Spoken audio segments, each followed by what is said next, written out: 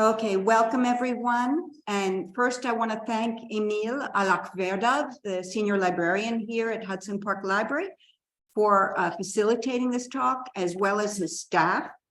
And I want to also thank my friend Joe Lobenthal, who couldn't be here today, but who's joining us on Zoom. Thank you, Joel. He brought my book to Emile's attention. And for those of you who are interested, he is the author of Red Star, White Nights, The Life and Death of Yuri Soloviev, his most recent book, but he's written many others. And I thank all of you for your interest in Tanaquil LeClair's Triumphant Life. This is a book that I simply had to write. And before I went into the movie theater and saw Nancy Bursky's wonderful documentary, Afternoon of a Faun, I didn't know that I had to write it. And when I left the theater, I was seized with this compulsion to have her dancing on my pages and to bring her dancing to life again. And I knew her story for a long time. I knew that she had been George Balanchine's fourth and last wife. Some people say 5 because they count a common law a wife, but I generally count it by, I say she's the 4th. And seeing her dance was such a revelation to me. I wrote in the preface to the book, I had never seen a dancer so exquisite, a unique fusion of power and lightness, pathos and wit. And you'll see when I show you the film clips that why she was a muse for George Balanchine and Jerome Robbins, pardon me. And she was the prototype of the Balanchine ballerina. That is, she was instrumental in forming his preference for the long-limbed, lean look that has influenced the look of dancers worldwide ever since, for better or worse. It has its detractors, as you all probably know. Now, I think of her triumph as threefold. First, she was a dancer with an extraordinary range, from the comical to the sublimely lyrical. Welcome, please take a seat. Who had a powerful impact on the history of ballet in America. Second, she was an artist at the forefront of social change. Third, she triumphed over paralysis because on the European tour of 1956, she contracted polio and not only never danced again, she never walked again. And she appears here 2 years before polio. It was taken, this photo was taken in the backstage of City Center. It was a rather cramped area, and this was 2 years before her career ended. And she never danced at Lincoln Center, never on that big stage. And if you know City Center, it was not a theater that was really designed for dance. So when you think that all those marvelous ballets of the 50s and the 40s were performed there, it's quite remarkable. Now, because of her name, a lot of people think she was French, also because she was born in France in 1929. And her mother, Edith, had longed to be a ballet dancer. And she was a St. Louis debutante. And as Tanny, everybody called Tanaquil Tanny, told a reporter years later, in St. Louis, nice girls didn't. Dancing was considered not respectable. So Edith lived through her daughter, became a quintessential ballet mother. In fact, she took this photo, very proudly displayed it later. And her husband, Jacques LeClair, was a professor of French literature. And so they were in France because he had a Guggenheim. And he named Tanny after the first Etruscan queen of Rome, the wife of Tarquin. So people have always assumed she was French, her father was French, but in fact, both her parents had American citizenship. And the family was separated for a while. Tanny and her mother sailed to New York to join Jacques only when she was 3. And he was at that time a lecturer at Columbia, but he didn't last long there, and he ended up at Queens College, which was later part of the City University of New York. And I actually had him for French in the 60s. And he was an alcoholic, and everybody said that he drank because of what happened to her. But when I researched the book, I discovered, no, he always drank, and that's what ended the marriage when Tanny was still a young girl. And then there was some wartime separation because he volunteered for USII and so on. Here she is, as soon as Edith got her to New York, enrolled her immediately in the King Coit School, which was a remarkable institution run by two women, Edith King and Dorothy Coit. And the school, they put on performances that the elite of New York came to see in proper theaters, and they got reviewed in the press. She got her first review, and the reviewer said she was his favorite actress. It wasn't so much dancing, but you see how she's looking out. He said she kept her eyes on the audience the whole time. And Todd Bolender, who later worked with her at City Ballet, choreographed a dance for her. And he recalled the sharpness of her ability to pick up whatever I do as if she'd been trained. And here she is, a swan in an Rajput-inspired ballet from India's Mughal period. And they would take the children to the Met to study the Indian miniatures and, you know, design the sets. It was quite an amazing school. Her father told an army buddy this story because he was with U.S. Information Service in Marseille. He said when she was little, she burned her hand on the stove. She was about 4. And she, instead of crying, she pirouetted around the kitchen saying, "This is the dance of the lady who has just burned her hand on the stove." And he knew then she would be a dancer. At 7, Mikhail Mordkin, former dancer at the Bolshoi and Diaghilev's Ballet Russe, took her in, even though he rarely took children that young. And Balanchine's School of American Ballet did not. So she had to wait, but at 11, she got a full scholarship to the school, and it was handed to her by Lincoln Kirstein, the man who had brought George Balanchine to America.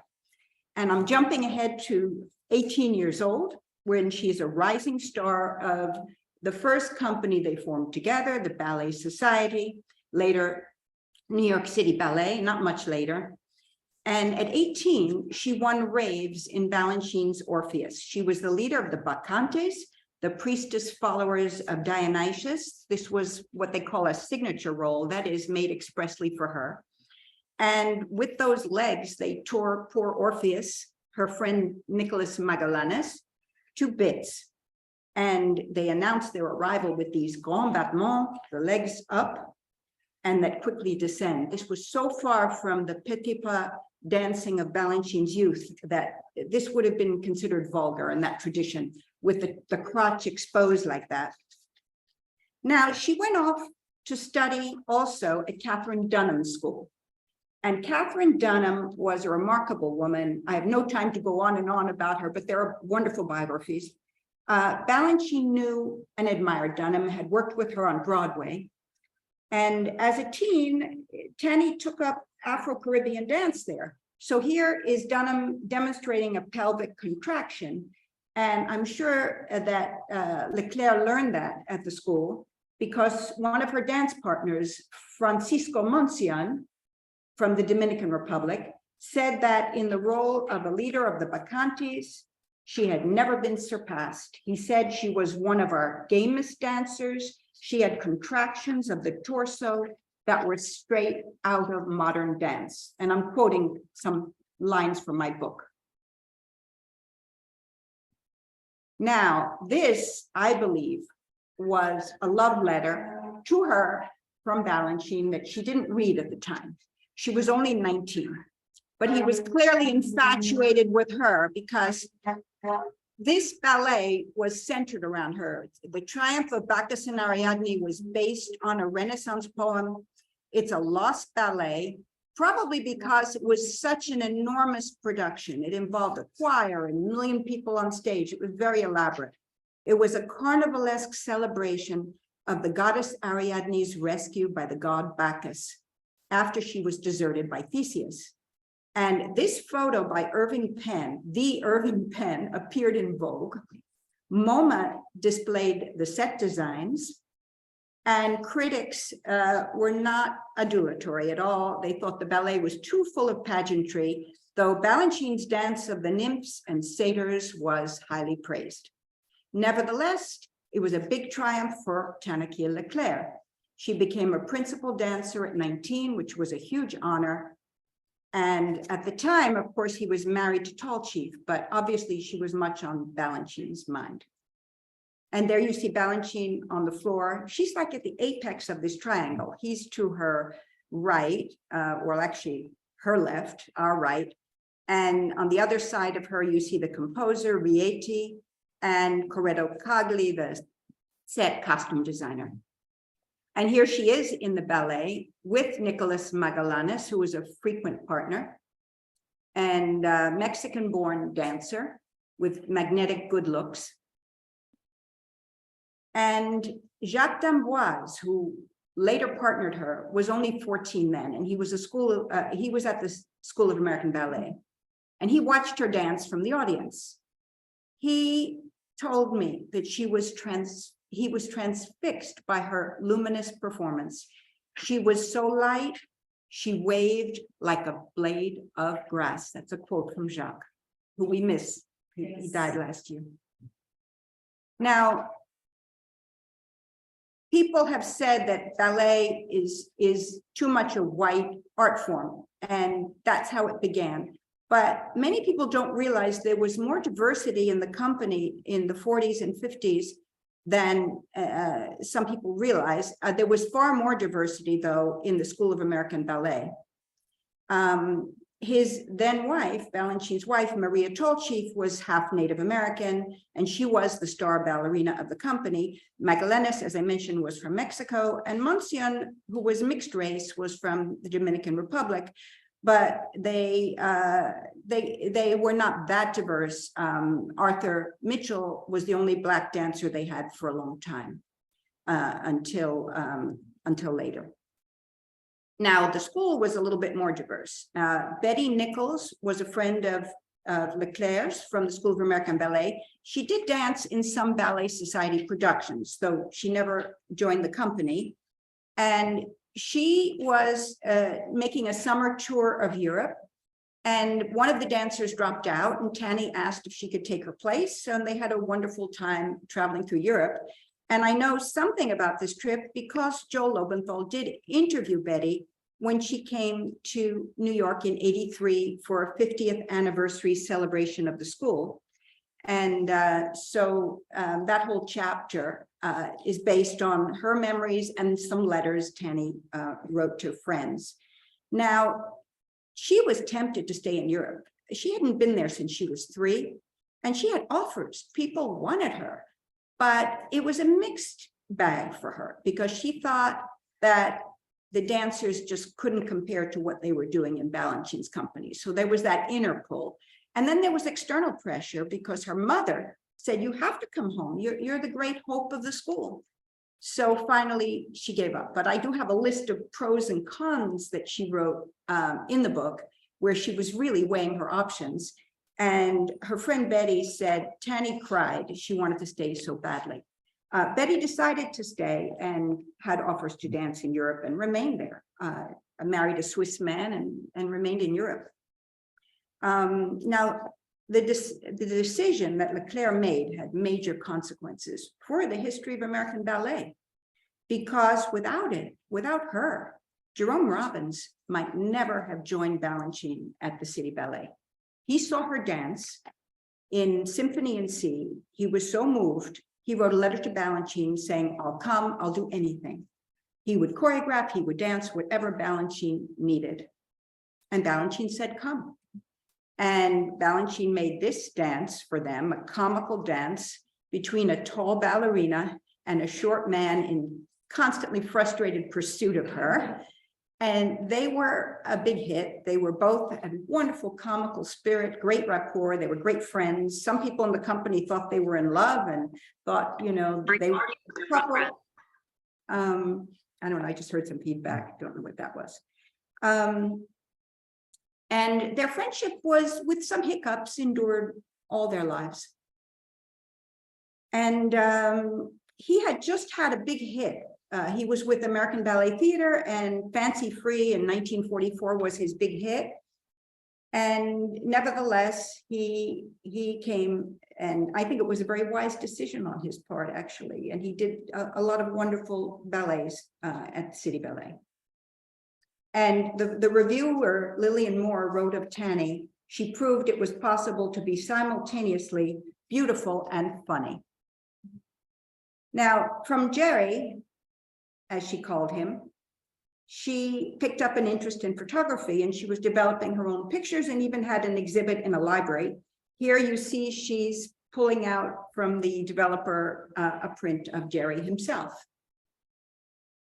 She specialized in portraits, and I think some of her best are of Jerry and George Balanchine, or Robbins and Balanchine, I should say. And I think they were the most important men in her life. Her father was kind of a figure who came and went. The relationship was rather difficult until the end when he was dying, and they got a little closer. But it was so complicated by the difficulties between her parents, his drinking, and many other things, which I don't have time to go into now. Now you can see he's smoking. It was very common then. Balanchine smoked, Robin smoked, and she smoked. In fact, she wrestled with the habit even when later she was teaching at the Dance Theatre of Harlem, and it was bad for her lungs after polio. Don't forget, she had gotten polio on tour when she was only 27. And here it's many years later, and she's still smoking with lungs that, you know, were vulnerable to pneumonia. And I know this because several students drove her to and from her classes in Harlem, and Michael Stewart was one of them, and he said they used to smoke in the car. So, but she eventually did give it up. And I don't think Balanchine ever looks as good in photos as in the ones she took. And I think her love for him shows in the photos, and his for her shows in the dance he made for her. Now, this was a surprise. I found this quite by chance at the New York Public Library. She wasn't even identified in the photo. And there's an amazing candor here, because you see they're hand in hand. This is 1950. The company is coming back from their first tour of Europe. He's still married to Maria Tallchief. And she left New York engaged to a composer, a Dutch composer, Jurien Andriessen. He even wrote to his mother saying she should come and see them perform in London, because they were dancing to a score of about that he had composed for the ballet Jones Beach. And by the end of that summer, she was with Balanchine.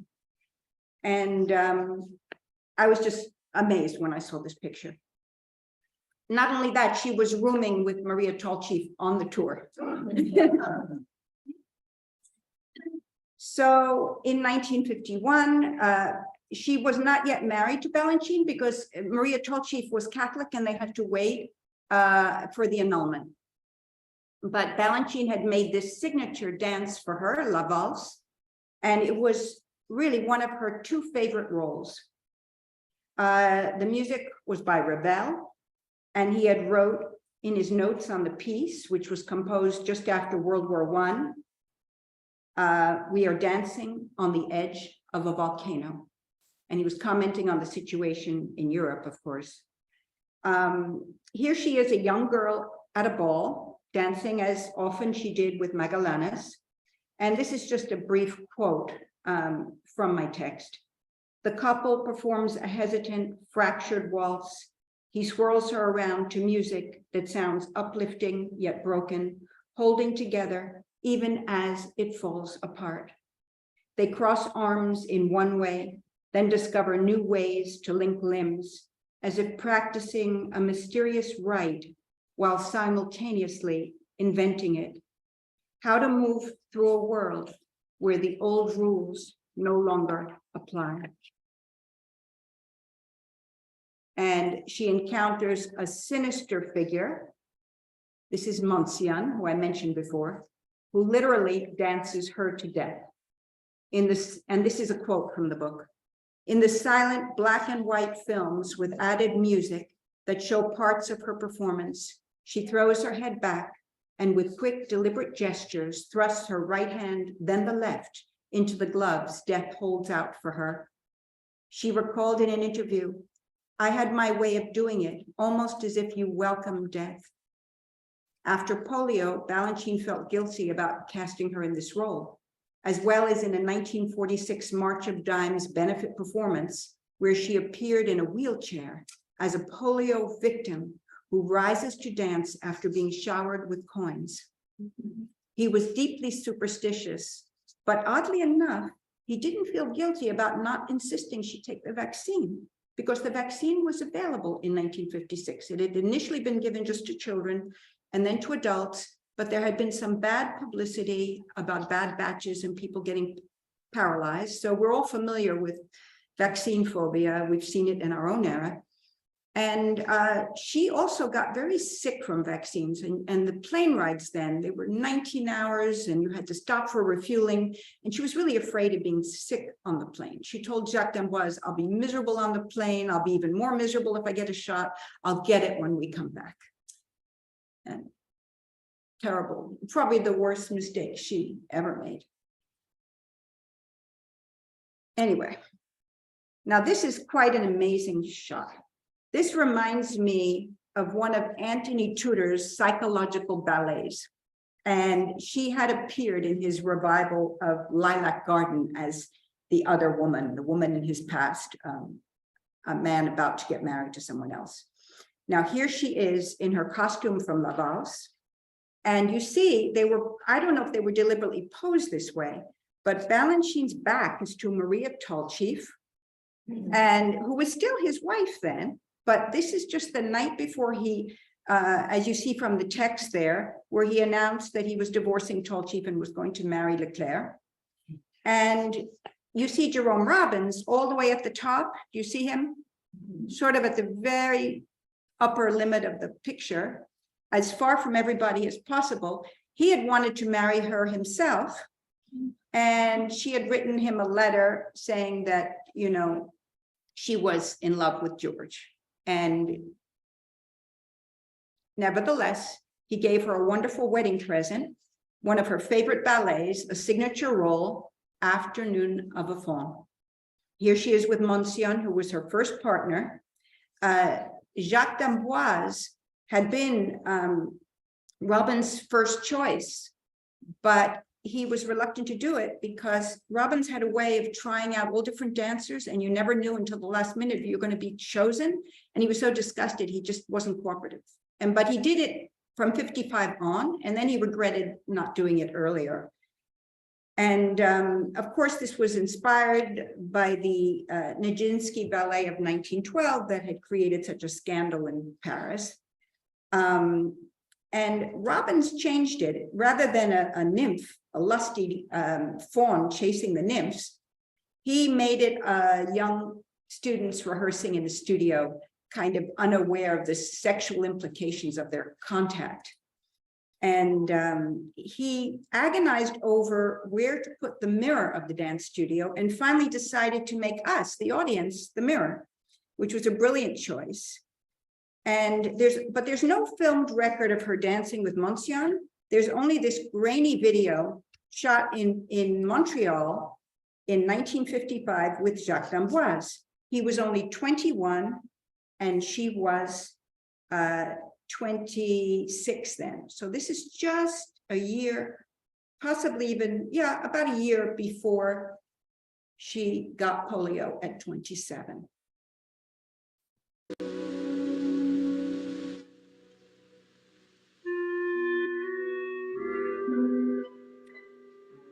Should I make the music louder? I don't know how to do that.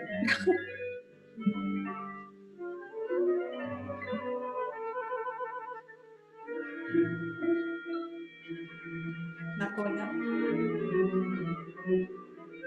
Well, you'll have to imagine Debussy.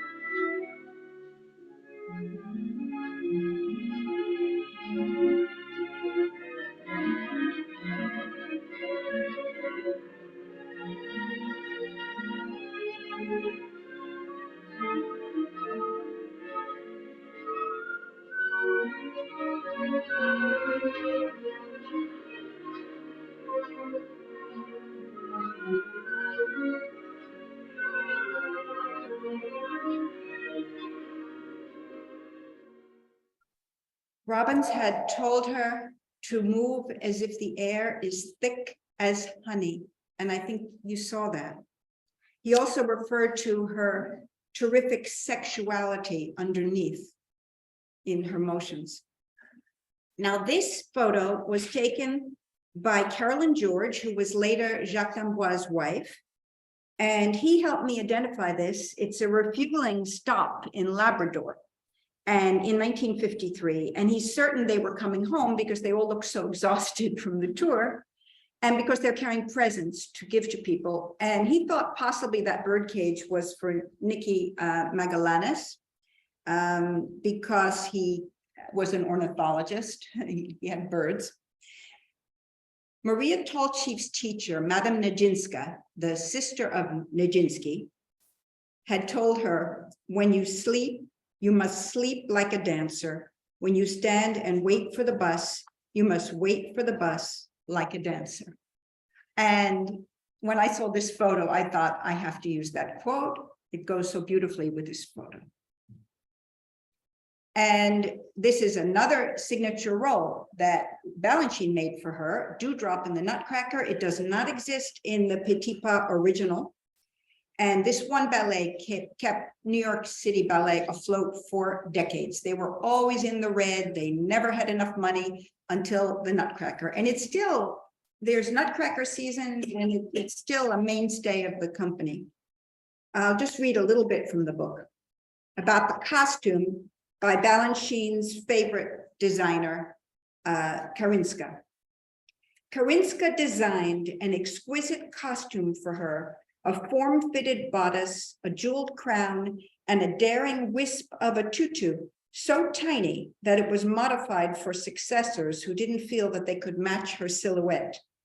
Her long, expressive arms punctuated every tricky pirouette, leap, bourrée, and traveling arabesque as she raced through the corps de ballet flowers, doing split-legged jumps in all directions and a rapid series of fouettes, arms opening wide and hands strumming the air. Maria Tolchief found it hard to make her second act entrance as the Sugar Plum Fairy after watching LeClair. Quote from Tolchief, I stood in the wings shaking.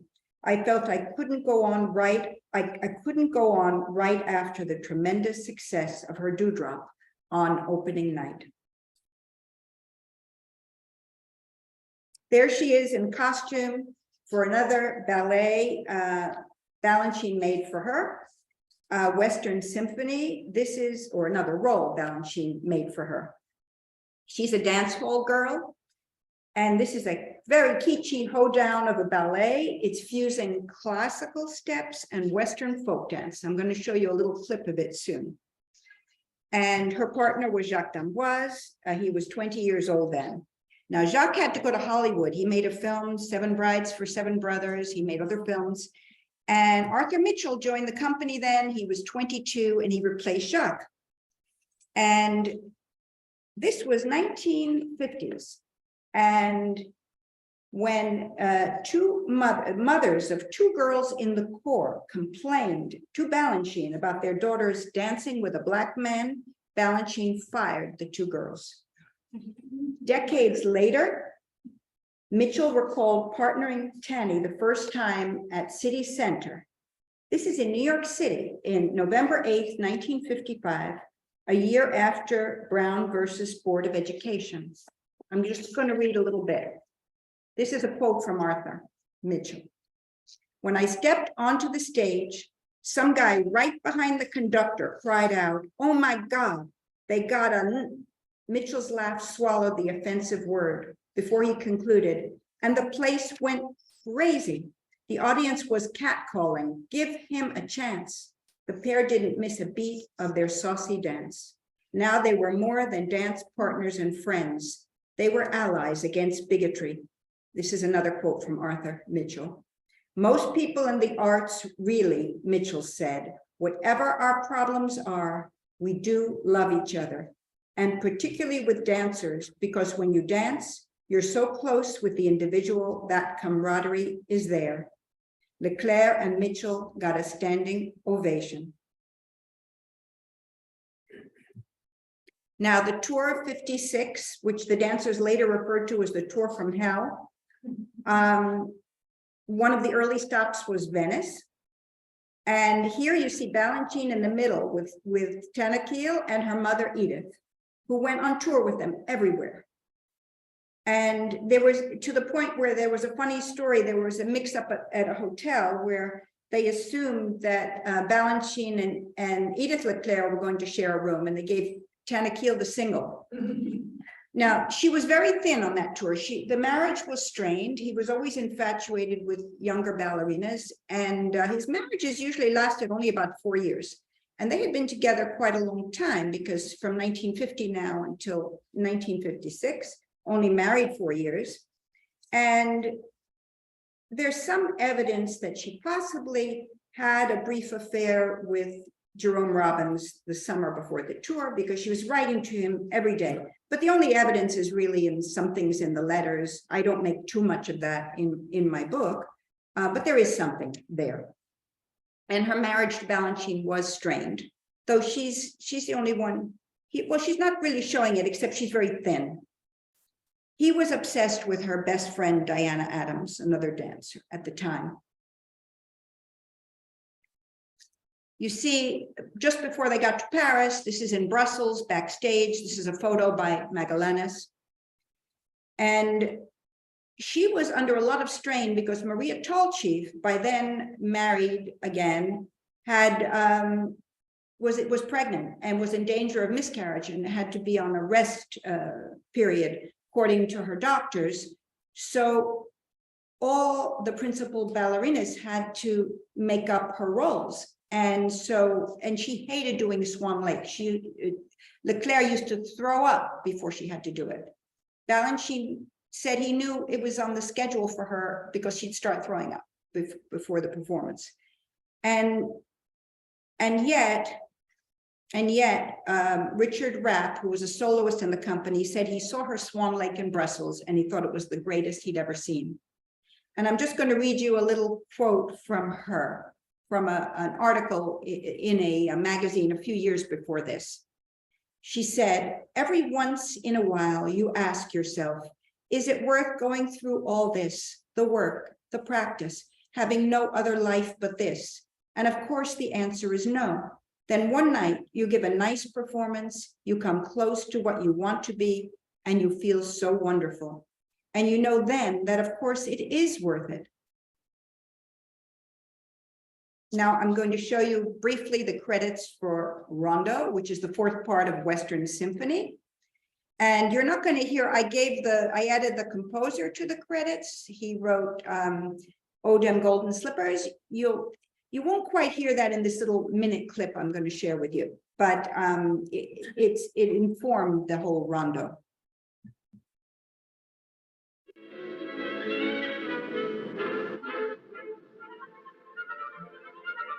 There she is, you see, the dance hall girl. I'm glad you came.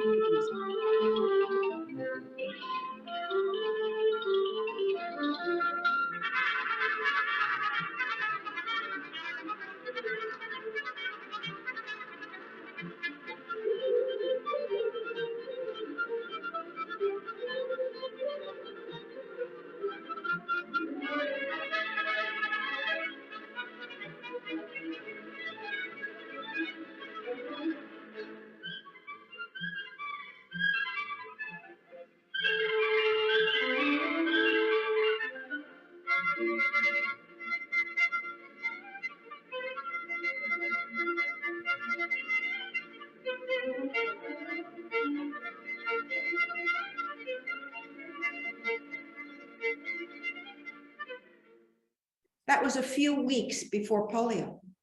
And you see what incredible wit she has in her dancing, the personality, and how you know, the lyrical quality you saw in Fawn, and then contrast with this. Her range was amazing.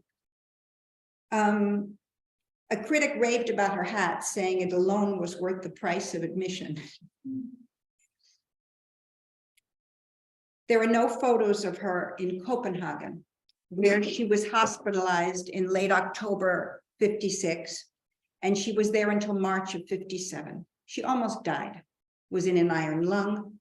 This photo was taken on the roof of Lenox Hill Hospital by Jerome Robbins shortly after she came home.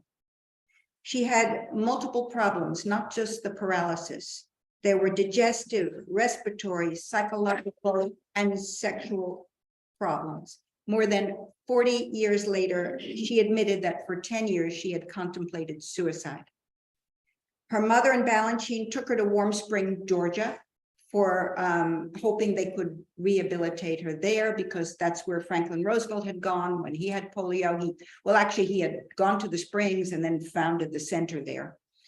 And Jerome Robbins came for a pre-birthday celebration. Her birthday is in October, but he couldn't make it in October. He came early in September, spent a few days with her, and she revived in his presence. She cheered up quite a bit. He had just finished staging West Side Story. And then Balanchine was there, would come and go. And when he wasn't there, he sent her letters. And here is a drawing he sent with a letter.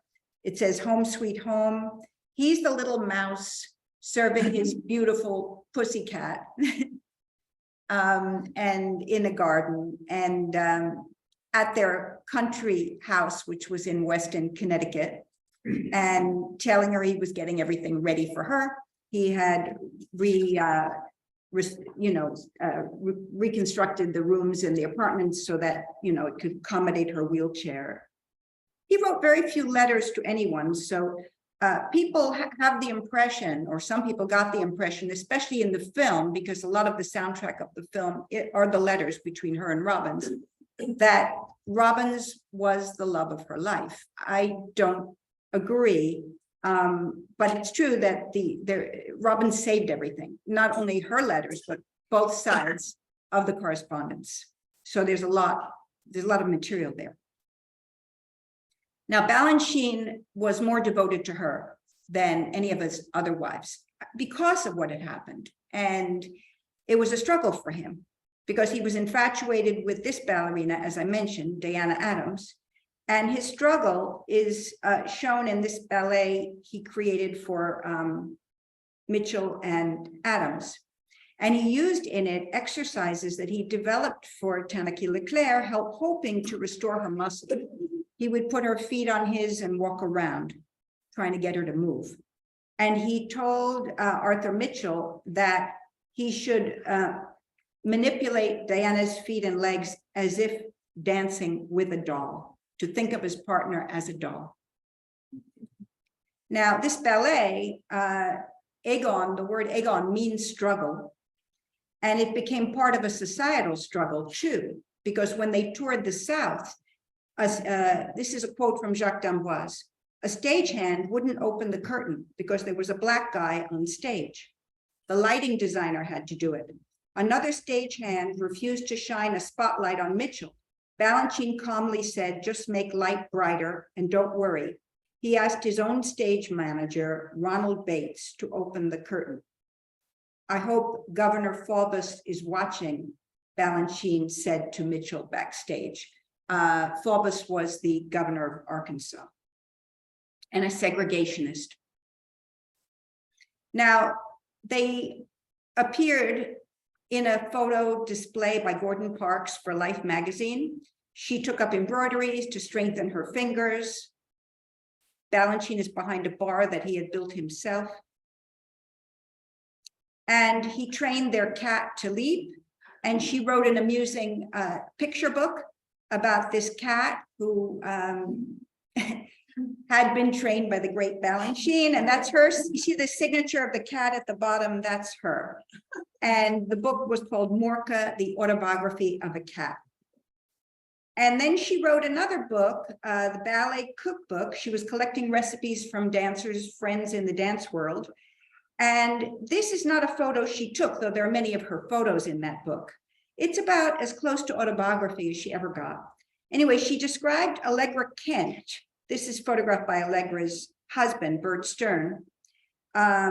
She described her in the book, her incredible body that appears to be made of rubber taffy. And she wittily compared Allegra's ability to roll herself up to the filled rolled pastry that she had contributed to the book. Also, the reason I say the book is subtly political is quotes like this. She talked about Robert Joffrey, who founded the Joffrey Ballet, and she wrote, his father is an Afghan, his mother an Italian, which makes Robert Joffrey, real name Abdullah Jaffa Anwar Bey Khan, a 100% American, born in Seattle. Well, inevitably, Balanchine was infatuated with a younger dancer, his muse then, Suzanne Farrell. Here, this is a pose for a gala performance of Don Quixote. He was not usually dancing that role, but for the gala, he did. And then she married another dancer in the company, Paul Mejia, and Balanchine was so upset, he banished both of them from the company for 5 years, eventually welcoming Suzanne Farrell back, but never Mejia. After she launched the cookbook, Tanaquil LeClair, you see her there with Martha Swope, who took those pictures of Morka and other pictures for the company. She's a dancer who became a photographer like Carolyn George. And they stayed in Karinska's house in Domremy and went to Paris and visited friends. And Balanchine paid for the trip. He was very much a gentleman and also left her their beautiful apartment in the Apthorpe on 79th and Broadway and left her their small prefab house in Weston, Connecticut. She said to Martha Swope, people say I'm brave. I'm not. You have two choices. You can be happy or you cannot be happy. And I'd rather be happy. And here she is in Weston. And here's Arthur Mitchell with Carol Shook, his mentor, who taught him ballet. And they founded the Dance Theatre of Harlem together. But he invited Tanaquil to teach long before they founded Dance Theatre of Harlem, because I interviewed her students. And I learned that she'd started teaching in 1967, and she taught for 10 years from a wheelchair and trained many of the star ballerinas of that company in those years. They started in a church basement and eventually had the funds to build this new facility you see here. Here she's teaching from a wheelchair. Virginia Johnson, who was a principal and later artistic director of the company, said that her point classes were some of the most wonderful in her memory because LeClair had to explain in detail what she wanted. And is this Julia here today? Julia demonstrated those steps while her mother did the hand signals for me. Oh, you've grown up since I last saw you. Happy you're here. And so in her apartment, she was demonstrating all the steps and her mother was showing me exactly how to turn the hand as I described in the book, so she could signal what she wanted. And Balanchine was on the board of Dance Theatre of Harlem and would meet with Tanaquil weekly to give her notes about exercises he thought would benefit the students. And then the two companies appeared together in a joint performance in Concerto for Jazz Band and Orchestra. And decades later, whether they were still dancing or not, all of LeClair's students lit up when I mentioned her name to them. And one of them, Thierry Ward, said quite simply, she loved us. And I know this is true because she would leave early with her driver because he had a class in the morning, as I described in the book, Michael Stewart, and she would hang out in the office with everybody waiting for her chance to teach, and just loved being in that environment and helping. Really found what didn't exist before was a ballet school in Harlem. And here, when they first performed in London, there she is. You see her up at the top with Richard Gonzalez, upper right. She's sitting there. He was the manager of the company, and up above the Queen Mum. It was the Royal Variety Show, not a program strictly devoted to ballet. Josephine Baker performed, Perry Como. It was quite an event. And there's Thierry Ward with Fabian Barnes in The Four Temperaments, another role that Tanny had done and had trained the company members to do. And in '93, they had a Balanchine celebration 10 years after Balanchine died. And there she is on the left. Up above her, you see Carolyn George, Jacques d'Amboise' wife, you see Jacques, and he's got his arm around Maria Tallchief. And they all came to coach dancers for the celebration. Now, at that time, she was not able to tolerate cold weather. She had, Balanchine left her the royalties to 80 of his ballets, more than he left anyone else. And she was able to buy a property in Florida, but she came north for this. Even though 2 years before the reunion, she had suffered an abdominal abscess followed by a colostomy that was never reversed. She died of pneumonia, December 31st, 2000, at age 71. She lived longer than any of the doctors had predicted because she had such a severe case of polio. And the date of her death was the 48th anniversary of her 1952 marriage to George Balanchine. She had married him New Year's Eve, 1952. And I leave you with the final shot of her as the girl in creamy white in Lovell's, the innocent girl at the ball who was finally danced to death by death. And I'll just share with you a little bit from the epilogue of my book. Binary solar systems, those with two stars, are not rare in our galaxy. But to have two titans of choreography, Balanchine and Robbins, blazing fresh trails for the same dance company is unique. LeClair inspired them to make great works that are still performed all over the world. George Balanchine changed ballet forever, and she did it with him. Her quick wit, sublime lightness, and long limbs, stretching his imagination, helped him to discover where American ballet might go. Quote from Balanchine, "Without dancers, I cannot do anything," he had said. Years later, he went a step further. "My dancers, you might say, are my choreography at the moment of performance." Thank you so much for being with us.